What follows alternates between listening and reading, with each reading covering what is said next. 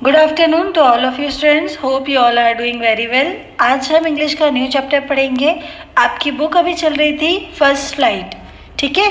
First flight book ही हमारी अभी चल रही है, जिसका हम अब कवर करेंगे lesson 2 Nelson Mandela long walk to freedom. Hopefully आप सभी ने बुक ओपन कर ली होगी। फर्स्ट फ्लाइट बुक हमारी चल रही है, जिसमें से लेसन 2 हम कवर करेंगे, जिसका नाम रहेगा Nelson Mandela long walk to freedom. इस चैप्टर में हमें क्या क्या पढ़ना है वो आपको एक बार हम बता देते हैं। देखिए, आपको इस चैप्टर में जानना होगा कि साउथ अफ्रीका के फर्स्ट ब्लैक प्रेसिडेंट बने कौन बने थे? नेल्सन मंडेला, जिनका नाम क्या था? Nelson Mandela. इस चैप्टर को पढ़ने से पहले आप समझ लीजिए कि इस चैप्टर में हमें पढ़ना क्या क्या है। जैसे कि रंग भेद एक राजनीतिक व्यवस्था है जो लोगों को उनकी प्रजाति के अनुसार अलग करती है।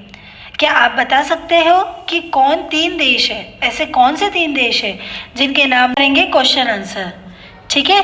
तो क्या आपने नेल्सन मंडेला का नाम सुना है? मंडेला और उनकी अफ्रीकी राष्ट्रीय कांग्रेस ने रंगभेद के खिलाफ एक पूरे जीवन भर की लंबी लड़ाई लड़ी। मंडेला को 30 वर्ष तक जेल में बिताने पड़े। ऑब्जेक्टिव में क्वेश्चन आ सकता है कि मंडेला को कितना टाइम जेल में रहना पड़ा?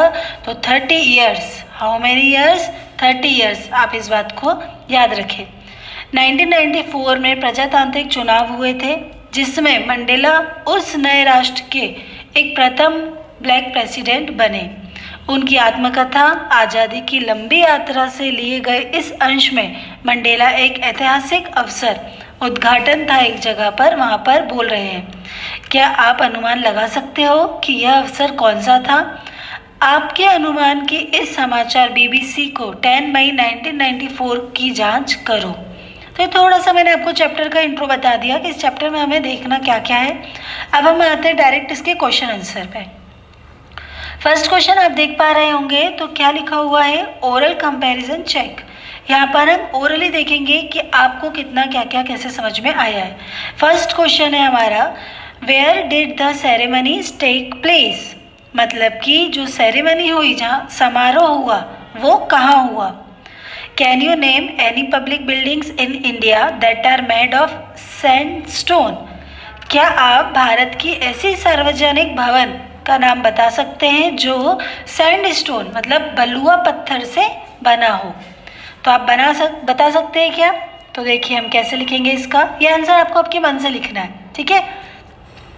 तो हम क्या लिखेंगे? The ceremonies took place in the campus on the union building of Pretoria first, ठीक है। उसके बाद हम क्या लिखेंगे बेटा कि which were attended by dignitaries and leaders of many nations in India. अब इंडिया की बात करें तो Rashtrapati Bhavan, red fort are building made of red stone. Rashtrapati Bhavan और रेड फोर्ट ऐसी बिल्डिंग है इंडिया में जो किससे बनी हुई है? रेड स्टोन से। तो ये आ भी सकता है क्वेश्चन, नहीं भी आ सकता, क्योंकि तो ओरली बात है और हमें पता होना चाहिए, ठीक है। उसके बाद जामा मस्जिद भी है ना। Next question, can you say how 10 May is an autumn day in South Africa? क्या आप बता सकते हो कि 10 मई किस तरह दक्षिण अफ्रीका की शरद हुई?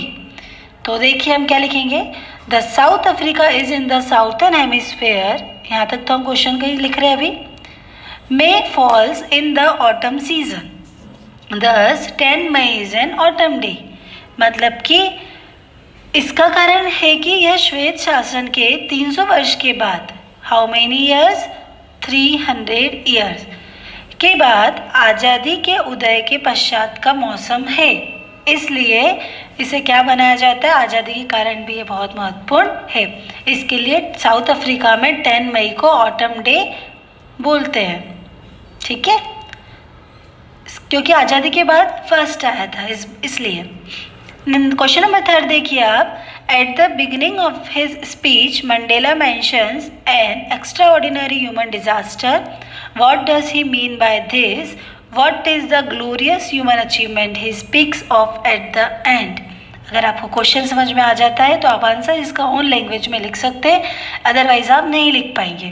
तो लाइन बाय लाइन हम क्वेश्चन समझते हैं। देखिए आप, at the beginning of his speech, अपने भाषण की शुरुआत में, मंडेला ने मेंशन किया an extra ordinary human disaster, एक अति साधारण मानवीय डिजास्टर हम कह सकते, विपत्ति कह सकते, का उल्लेख करते हैं और वो बताते हैं क्या बताया उन्होंने, और अंत में कौन सी भव्य मानवीय उपलब्धि के बारे में बोलते हैं। मतलब सबसे पहले मंडेला ने एक्स्ट्राऑर्डिनरी ह्यूमन डिजास्टर के बारे में बताया है और लास्ट में बताया है कि ह्यूमन ने क्या अचीव किया है उस बारे में। तो क्या बोलते हैं, तो आपको वो लिखना है। तो यहाँ पर आपको ये पता होगा कि उन्होंने ये बताया था कि दक्षिण अफ्रीका से अश्वेत लोगों पर शासन ये बहुत लंबे तक चला था, आपको पता है। वास्तव में काले लोगों पर शासन करने वाले गोरे लोगों की आपदा थी। ये वैसी आपदा नहीं थी जैसे कि नॉर्मली डिजास्टर आता है।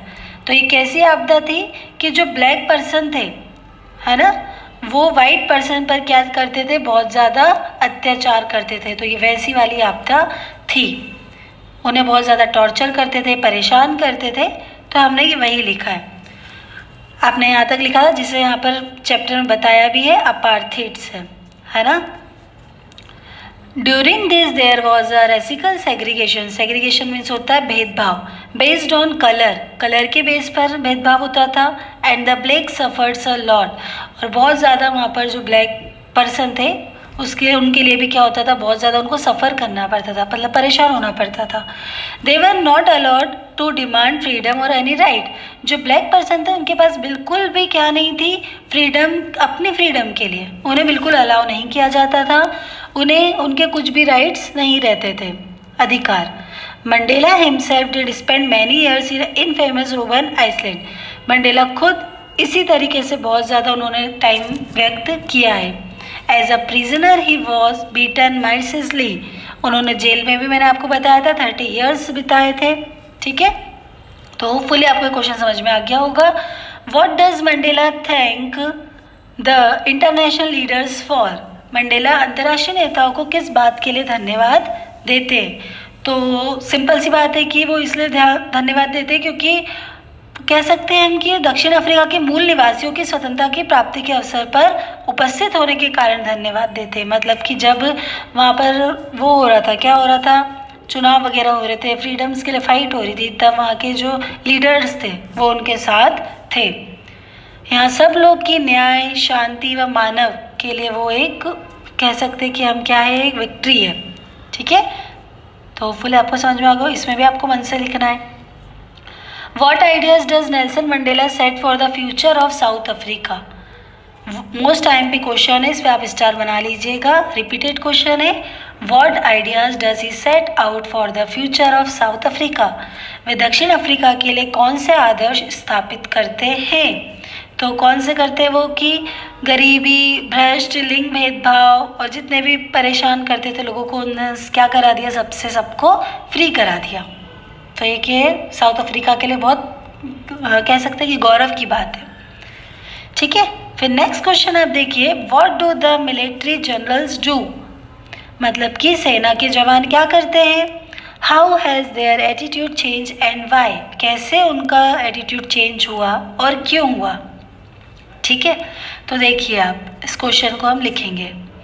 सबसे पहले मैं आपको इसका हिंदी में पहले बता देती हूँ कि सेना के जो जनरल है वो अपनी ड्यूटी निभाते हैं, वे अपने देश के लिए क्या करते हैं, बहुत ज़्यादा स्वामी भक्ति रखते हैं। सेनापति के लिए अपने देश से ज़्यादा और कुछ नहीं होता है, ठीक है। और जैसे कि उनके नियम जो रहते हैं उनको क्या समझते हैं, अपना कर्तव्य, उसे उस तरीके से नहीं करते कि नहीं ये तो हमें बस टाइम टू टाइम करना है, 6 से 7 करना है, 6 से 12 करना है, फिर दैट्स इट। नहीं, वो उन्हें क्या समझते हैं, एक अपनी ड्यूटी। और अब क्या होता है कि उनका रुख बदल गया, वे अपने व्यक्तित्व लाभ के लिए रक्षा नियमों के अनुसार काम करते हैं। तो आपको समझ में आई है क्या हुआ। अब एक बार हम यहाँ पर इंग्लिश में देखते हैं इसे। The highest military generals of South Africa defence force saluted Mandela. वो मंडेला को सैल्यूट करते हैं एंड प्लेज देयर लॉयलिटी, और उनकी जो लॉयलिटी, ईमानदारी है उसको प्लेज करते हैं, ठीक है। Which was of great significance as during apartheid era, जो एक अपने आप में बहुत बड़ी इंपॉर्टेंट रोल प्ले करती है। The change in their attitude was because of struggle. ये चेंज केवल और केवल इस वजह से हो पाया क्योंकि मंडेला ने स्ट्रगल किया, सेक्रीफाइस किया। Put in by many heroes of South Africa, south Africa के बहुत ज़्यादा जवानों के लिए। This struggle not only ensure the freedom of a nation struggling with apartheid. अगर ये स्ट्रगल नहीं होता तो ये देश, ये जो साउथ अफ्रीका है वो भी फ्रीडम नहीं पाता। होपफुली आपको समझ में आ गया होगा। नेक्स्ट क्वेश्चन आप देखिए, why were two nationals anthem song, दो राष्ट्रगान क्यों गाए गए। मोस्ट IMP क्वेश्चन है ये, दो राष्ट्रगान क्यों गाए गए। तो दो राष्ट्रगान इसलिए गाए गए क्योंकि दो प्रमुख समुदाय थे, दो अलग अलग प्रजाति थी, एक थी किसकी, ब्लैक की, और दूसरी थी वाइट की। तो ब्लैक वाले अपना गाते थे और वाइट वाले अपना गाते थे, इसके लिए दो राष्ट्रगान गाते थे। नेक्स्ट क्वेश्चन हम देखेंगे, how does Mandela describe the systems of government in his country in the first decade और फाइनल डिकेड। मतलब कि मंडेला ने अपनी कंट्री के लिए, अपने देश के शासन की व्यवस्था के लिए फर्स्ट डिकेड में क्या कहा और 20वीं सदी के अंतिम दशक में कैसे वर्णन किया। तो देखिए बेटा, आप इसको कैसे लिखेंगे कि पहले दशक में क्या बताया उन्होंने फर्स्ट डिकेड में, कि दक्षिण अफ्रीका के श्वेत लोगों ने अपने मतभेद दूर कर लिए थे।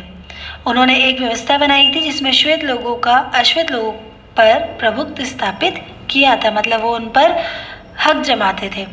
लास्ट में क्या हो गया कि उनकी पूरी व्यवस्था बदल गई, उसका स्थान दूसरी व्यवस्था ने ले लिया था। उन्होंने अपने सभी लोगों के अधिकारों और स्वतंत्रता को उनकी त्वचा के रंग की परवाह किए बिना मान्यता दे दी थी। आया आपको समझ में? जैसे कि फर्स्ट डिकेड में तो परेशान ही थे लोग, लेकिन सेकेंड कह सकते कि फाइनल डिकेड या फिर आप 20th सेंचुरी की बात करें तो यहाँ तक आते आते सब अलग अलग हो गए थे। What does courage mean to Mandela? Mandela के लिए करेज का मतलब क्या होता है? तो मंडेला के लिए करेज का मतलब ये होता है कि जहाँ पर डर की अनुपस्थिति नहीं बल्कि उस पर विजय है, मतलब कि डर नहीं हो, बस उसका क्या होना चाहिए, इस पर विजय होना चाहिए, इस पर जीत होना चाहिए। तो मंडेला का यही था क्या आपका करेज का मतलब। ठीक है, तो होपफुली आपको समझ में आ गया होगा। क्वेश्चन नंबर 5 देखिए, which does Mandela think is natural, to love और टू हेट। मंडेला क्या सोचते हैं, क्या प्राकृतिक है प्रेम करना या घृणा करना? क्या सोचते हैं? तो मंडेला सोचते थे कि मनुष्य के हृदय में प्रेम उसके विपरीत घृणा के बजाय अधिक सहजता से आता है। हम व्यक्ति से दुश्मनी, नफरत तो बहुत आसानी से कर लेते हैं, लेकिन जो प्रेम है ना, जो उसके लिए हमारे दिल में अच्छी सी भावना है, वो बहुत मुश्किल से आती है, तो वो बहुत ज़रूरी है। नेक्स्ट क्वेश्चन देखिए, what Twain obligation does Mandela mention. मतलब कि मंडेला कौन से दो दायित्व की बात करते हैं। तो मंडेला ने दो दायित्व बताए थे। पहला दायित्व क्या बताया था, मतलब पहला ऑब्लिगेशन क्या बताया था बेटा? पहला ऑब्लिगेशन बताया था कि व्यक्ति का उनके परिवार, उनके माता पिता, उनकी पत्नी और बच्चों के प्रति है। दूसरा दायित्व किसके लिए था? उनके लोग, उनके समुदाय, उनके देश के प्रति था। ठीक है, तो मंडेला ने कितने ऑब्लिगेशन बताए? दो ऑब्लिगेशन। समझ में आया आपको? फर्स्ट ऑब्लिगेशन क्या था? Family, parents, children. Second obligation people, community and his country. Question number 2 देखिए, what did being free mean to Mandela as a boy. एक लड़के के रूप में और एक छात्र के रूप में मंडेला के लिए स्वतंत्र होने का क्या अर्थ था। And as a student, how does he construct this transitory freedom with the basic and honourable freedom. वह एक क्षणभंगुर आज़ादियों के मूलभूत और सम्मानीय आज़ादियों से विरोधाभास को कैसे प्रभाषित करते हैं। तो इसमें हमें क्या बताया गया है कि मंडेला, क्वेश्चन समझिए आप पहले कि what did being free mean to Mandela as a boy and as a student. एक बॉय के रूप में मंडेला फ्रीडम को किसे कहते हैं और स्टूडेंट के रूप में किसे कहते हैं।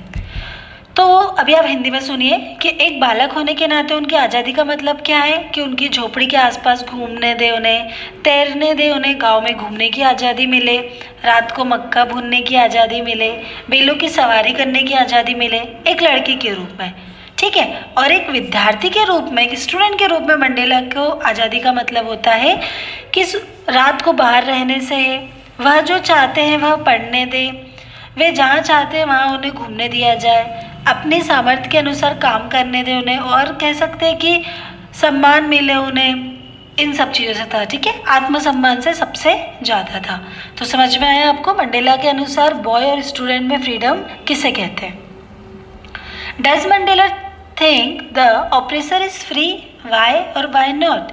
क्या मंडेला को लगता है कि अत्याचारी स्वतंत्र है, क्यों और क्यों नहीं। अगर लगता है तो क्यों और नहीं लगता तो क्यों नहीं। अत्याचारी स्वतंत्र है, तो देखिए मंडेला सोचते हैं कि अत्याचार भी उतना स्वतंत्र नहीं है जितना कि उत्पीड़ित है। एक व्यक्ति जो दूसरे की स्वतंत्रता छीनता है वह घृणा का कैदी है। वह पूर्ण, इस लाइन का आपको मतलब समझ में आया बेटा कि अगर हम किसी की स्वतंत्रता छीनते हैं तो वो हमें बद्दुआ भी देगा, वो हमसे नफरत भी करेगा। तो मंडेला कहते हैं कि अगर जो व्यक्ति जो गलत काम कर रहा है तो इसका मतलब ये नहीं कि वो फ्री हो गया, उसके साथ बहुत ज़्यादा नेगेटिव एनर्जीज आ जाएगी, उसके साथ बहुत ज़्यादा नेगेटिव वातावरण जुड़ जाएगा। ठीक है, तो होपफुली आपको यहाँ तक समझ में आया होगा। आप ये मन से भी लिख सकते हैं।